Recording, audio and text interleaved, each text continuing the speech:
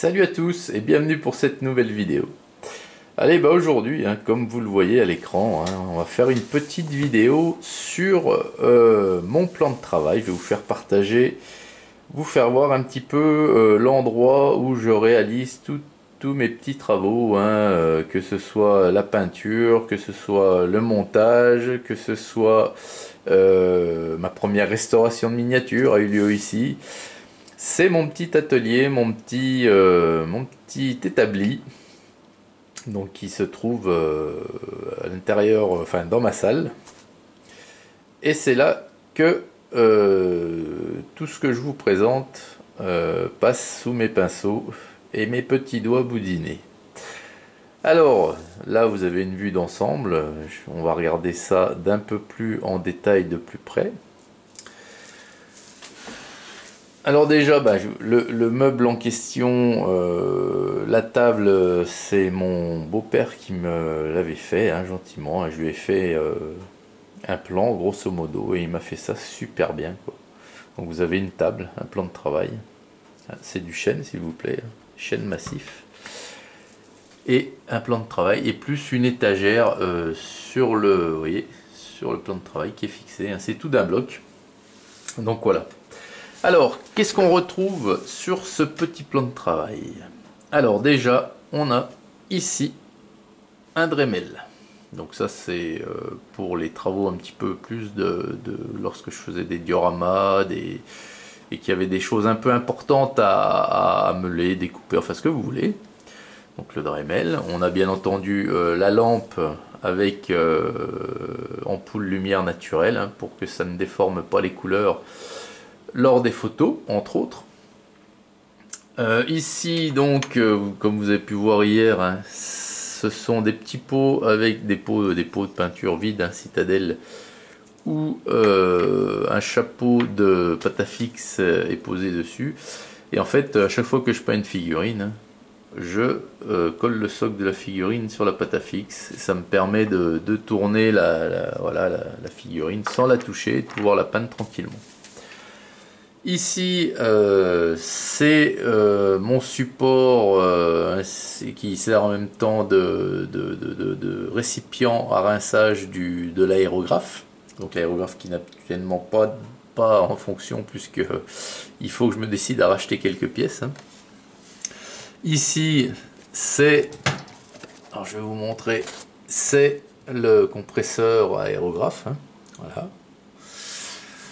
Ensuite, nous avons ici, alors, désolé, ici c'est de la pâte Prince Auguste, nous en avons 3-4 pots différents, ceci là, voilà. C'est ce qui sert, si vous voulez, à faire sur un diorama par exemple, pour modéliser votre terrain. Donc vous avez imitation sable, pierre, roche, enfin ce que vous voulez, quoi. Et j'en ai un pot qui imite l'eau également. Ensuite, là-bas dans le fond, vous pouvez voir, plutôt apercevoir. Donc j'ai multiples petits éléments en plastique de décor. Alors ça, c'était plutôt pour le Warhammer 40 000. Carrément au fond, ce sont des pots. Alors je vais vous faire voir ça. C'est du flocage de ma fabrication. Donc je vais vous en dévisser un pot pour vous montrer ce que ça donne.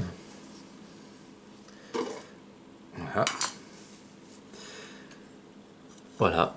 Donc vous voyez, ça c'est de ce qu'on appelle, alors moi chaque fois je me sers bien sûr du plus fin, ce qui est au fond. Il a déjà été tamisé, mais bon, il arrive toujours à passer des gros morceaux. Alors ça, c'est de la microsciure. J'ai un neveu qui est ébéniste, menuisier ébéniste. Et je lui avais demandé de la microsciure. Donc la microsciure, c'est de la sciure, mais très très petite, qu'il récupère, qui sortent de ses machines. Et il y a des sacs entiers de microsciure qui sont éjectés de la machine au fur et à mesure qu'il travaille.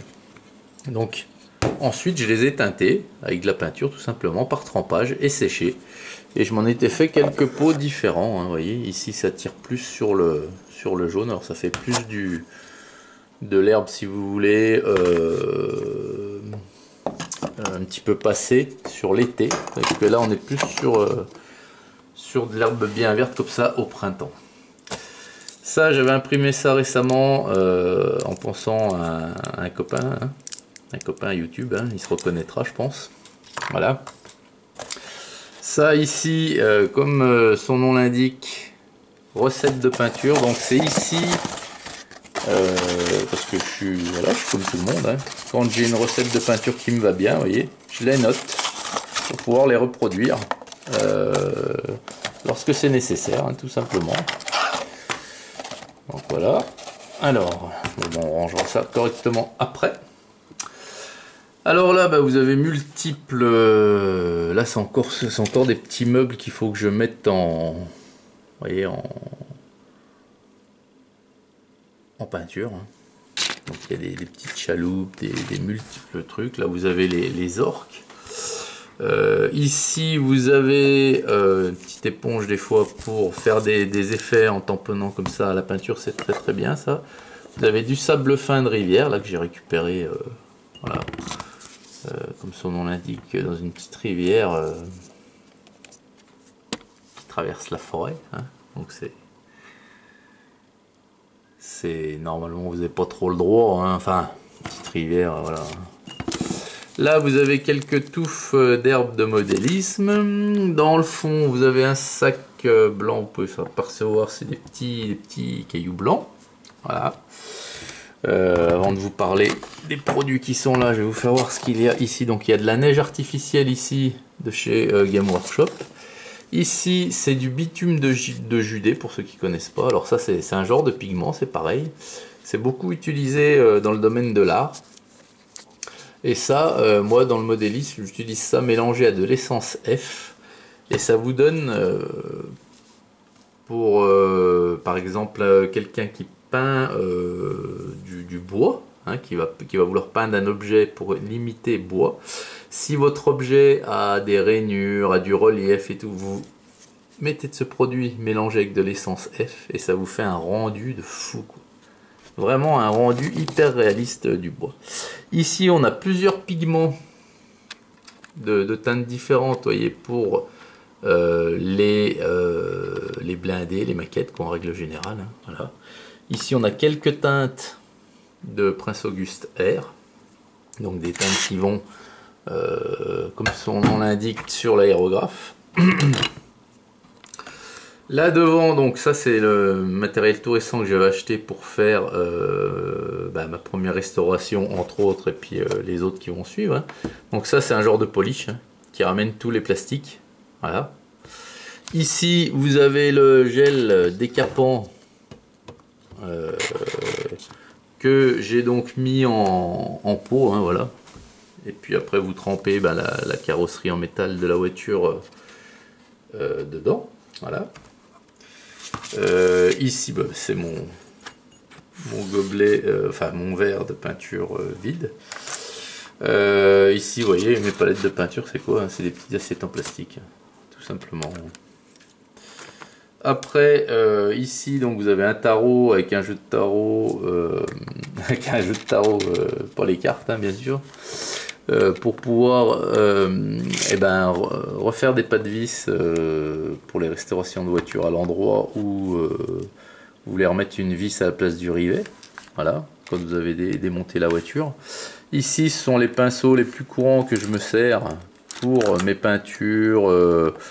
Mes peintures de miniatures et tout. Donc vous voyez, je me sers, moi c'est ce que je disais par exemple à Miguel l'autre jour, on en parlait par message interposé. Moi c'est du Prince Auguste, donc c'est des pinceaux en poil de martre. Vous payez le pinceau jusqu'à 7-8 euros le pinceau pour certains, les grandes tailles.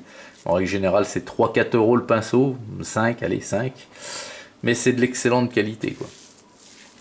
Après ici, vous avez des tubes de peinture que j'avais acheté dans un magasin style Nose vert pour pouvoir faire du flocage en grande quantité, hein, comme je vous ai fait voir. Ça, c'est un produit que j'ai acheté, mais que je vais certainement pas utiliser. C'est pour lisser les impressions 3D. Et quand j'ai ouvert et que... Bon, je me doutais un petit peu hein, que c'était de la saloperie comme produit. Hein, mais quand j'ai vu, voilà, le nombre de pictogrammes à l'intérieur... Et alors ça, c'était... Mais ils sont malins parce qu'ils sont pas sur la boîte à l'extérieur.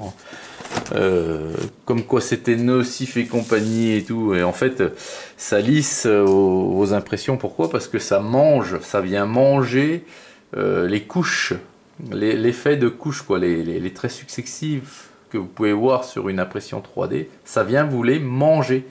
Donc c'est plein d'agents actifs chimiques dans ce machin. Donc voilà, j'utiliserai certainement pas ça. Alors au-dessus c'est bien plein aussi. Hein. Donc il y a des multiples objets hein, dont je me sers régulièrement. Alors vous avez un cutter, vous avez des pinceaux. Donc là c'est des gros pinceaux. Donc là c'est plus pour faire le terrain. Vous voyez quand je fais des dioramas, pour texturer le terrain, peindre des grandes surfaces. Vous voyez une brosse à dents, enfin deux brosses à dents pour faire des effets de peinture aussi.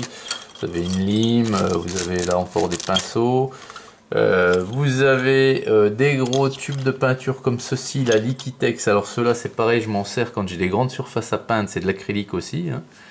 Voilà. Ici vous avez les produits pour l'aérographe, hein. Donc vous avez le nettoyant aérographe, vous avez le diluant, et puis vous avez le vernis là. Ici ce sont des tubes. Le fameux mastic, le putty dont je vous parle régulièrement, avec lequel des fois je jointe certaines impressions 3D, ben c'est ce produit-là. Hein. Ici j'ai de la colle à bois prise rapide. Ici j'ai de la couche acrylique polyuréthane, c'est de la peinture de base, mais je vous la conseille pas. Hein. Moi j'arrive pas à m'en servir, c'est dégueulasse comme résultat.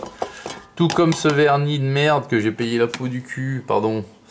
Et puis qui a des résultats catastrophiques. Hein. Si vous en mettez un tant soit peu trop, ça vous blanchit toute votre figurine ou l'objet que vous venez de peindre. Hein. Ça, c'est du nettoyant pour aérographe en bombe hein, que vous mettez à l'intérieur après avoir fait le nettoyage normal. Voilà. Donc ici, on a encore un pot où j'ai... Je me lève un petit peu pour vous montrer. Où j'ai ben, voilà, tous les pinceaux que je me sers le plus régulièrement avec ceux que je vous ai montré sur le bureau. De la pâte à fixe, là on a de la super glue hein, qui est encore pas ouvert hein, parce que j'en ai tout le temps un peu d'avance. Hein, voilà. Ici donc le grand carton c'est du papier de verre. Hein. Donc tous les tubes vous voyez, de Liquitex dont je me sers régulièrement pour faire mes bases hein, ou mes bases de décor ou voilà de tout ça quoi. Ici on a tous mes pots citadelle hein, voyez. Alors ça vous voyez comme bon ça c'est les encres voyez ça ce sont des objets que j'ai imprimés là les petits supports en alvéole. Comme je manque de place, hop, je les empile les uns sur les autres et c'est nickel. Donc j'ai imprimé ces petits supports là tranquillement. Et là c'est tous les anciens pots qui sont faits différemment, vous voyez, qui sont comme ceci et qui tiennent pas quoi, dans ces alvéoles là. Donc ils sont là. Voilà, on a encore des pots d'encre, hein, compagnie. Et puis voilà, hein, donc là je pense qu'on a fait le tour. Hein. Il y a encore des petits éléments là ici que je vous ai pas montré en métal. Hein. C'est ce qu'on appelle de la photodécoupe. Hein. Pour ceux qui font du modélisme, hein, c'est pour améliorer les maquettes avec d'autres pièces qui ne sont pas présentes dans les kits, tout simplement. Donc voilà les amis, bah, écoutez, hein, je pense qu'on a fait le tour cette fois-ci de mon petit atelier. Et c'est là que je sévis et que tout ce que je vous montre est réalisé. Donc voilà.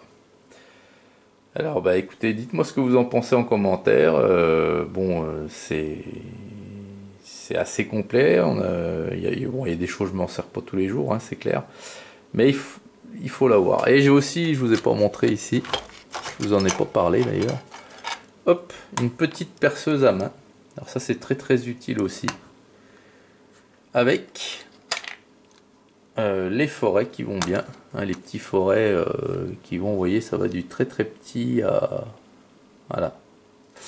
Donc ça, vous avez des figurines que vous voulez inclure sur un diorama. Donc ici il faut faire sauter le socle, hein, ça c'est, ou le noyer dans